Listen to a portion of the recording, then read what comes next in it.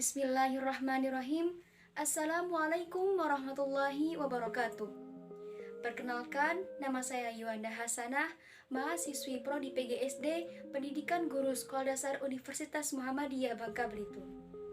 Izinkan saya memaparkan materi untuk memenuhi tugas mata kuliah Bahasa Indonesia yang bertema Fungsi, Kedudukan Bahasa Indonesia, beserta pemakaian huruf dan tanda baca.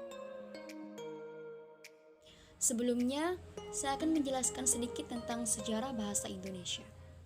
Benar bahwa bahasa Indonesia lahir pada tanggal 28 Oktober 1928. Pada saat itu, para pemuda dari berbagai pelosok Nusantara berkumpul dalam suatu rapat dan berikrar.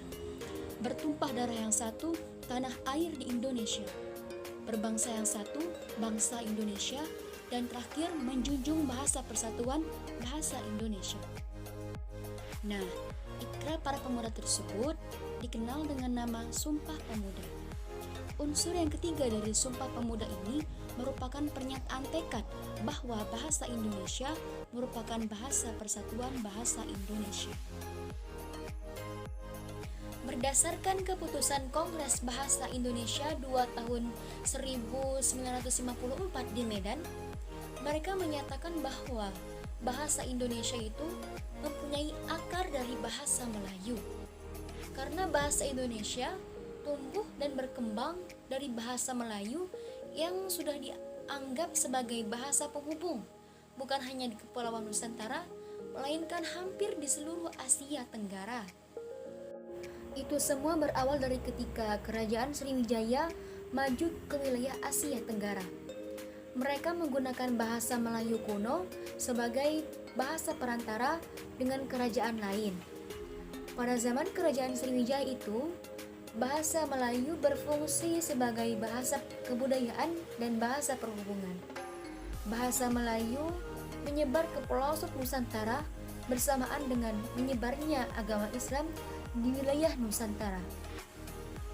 Bahasa Melayu juga sangat sederhana, sehingga mudah diterima oleh masyarakat Nusantara sebagai perhubungan antar pulau, antar bangsa, dan antar kerajaan. B. Kedudukan bahasa Indonesia. Bahasa Indonesia mempunyai dua kedudukan yang sangat penting, yaitu sebagai bahasa nasional dan bahasa negara.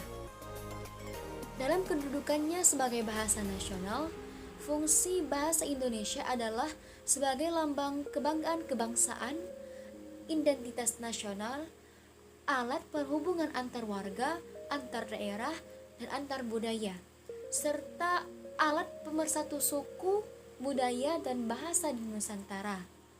Sedangkan dalam kedudukannya sebagai bahasa negara, fungsi bahasa Indonesia adalah sebagai bahasa resmi kenegaraan, bahasa pengantar pendidikan, alat perhubungan tingkat nasional, dan alat pengembangan kebudayaan ilmu pengetahuan.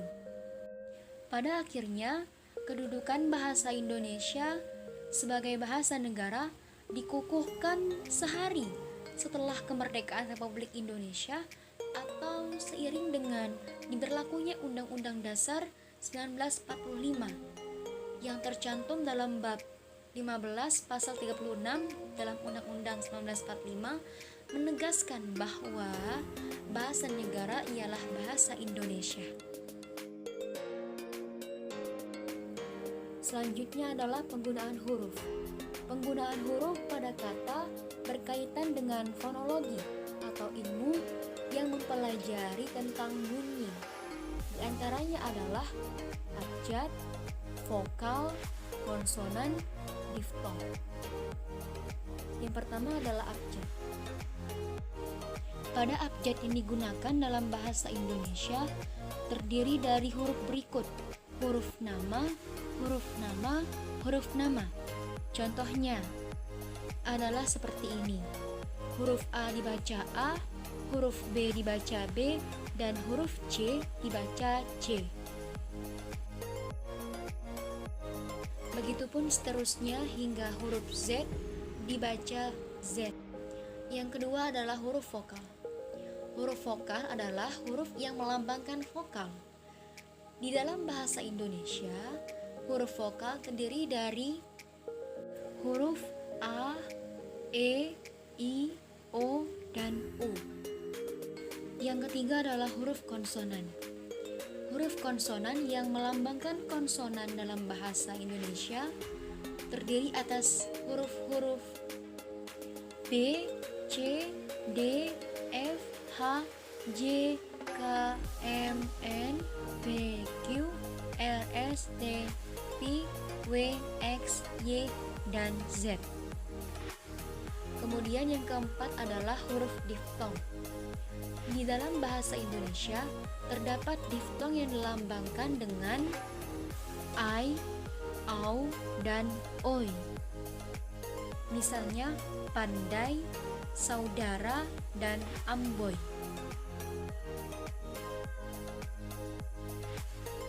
Selanjutnya adalah gabungan huruf konsonan. Di dalam bahasa Indonesia terdapat 4 gabungan huruf yang melambangkan konsonan, yaitu KH, NG, NY, dan SY. Nah, masing-masing itu semua melambangkan satu bunyi konsonan. Misalnya, khusus, ngilu, nyata, dan syarat. Selanjutnya, dalam pemakaian huruf ada yang namanya pemenggalan kata. Pemenggalan kata pada kata dasar, misalnya main, saat, bapak, barang, sulit, instrumen, ultra, dan bangkrut. Pemenggalan kata juga digunakan untuk imbuhan akhiran dan imbuhan awalan. Seandainya imbuhan awalan yang mengalami perubahan bentuk serta partikel yang biasanya ditulis rangkai dengan kata dasarnya dapat dipenggal pada pergantian baris. Misalnya makan, an, merasakan, membantu. Selanjutnya adalah nama diri. Nama diri atau huruf kapital ini dipakai sebagai huruf pertama unsur singkatan nama gelar, pangkat, dan sapaan yang digunakan dengan nama diri. Huruf kapital dipakai sebagai huruf pertama kata pada awal kalimat. Misalnya, apa maksudmu? Selanjutnya, huruf kapital juga dipakai sebagai huruf pertama dalam kata dan ungkapan yang berhubungan dengan agama, kitab suci, dan Tuhan, termasuk kata ganti untuk Tuhan. Misalnya, Islam, Quran, Kristen, Alkitab. Namun, huruf kapital juga tidak bisa dipakai sebagai huruf pertama nama gelar kehormatan, keturunan, dan keagamaan yang tidak diikuti nama orang. Misalnya, dia baru saja diangkat menjadi sultan.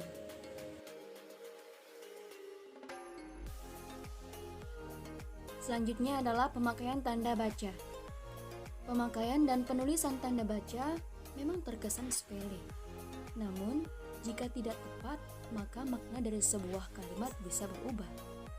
Karena hal tersebutlah penting mengetahui berbagai penulisan dan pemakaian tanda baca yang ada dalam bahasa Indonesia. Yang pertama ada tanda titik.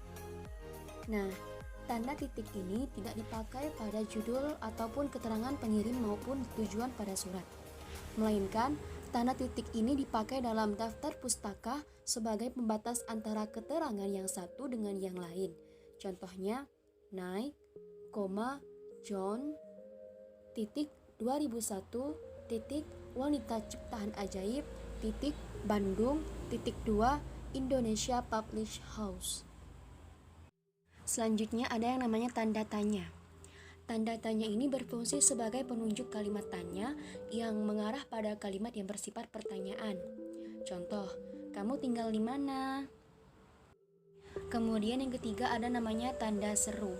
Tanda seru bersifat perintah atau seruan. Akan tetapi, penggunaan tanda seru juga bisa berfungsi untuk menegaskan, mengajak, atau untuk memengaruhi seseorang. Contohnya, bersihkan kamar itu sekarang juga. Seperti itu. Selanjutnya yang keempat adalah tanda koma.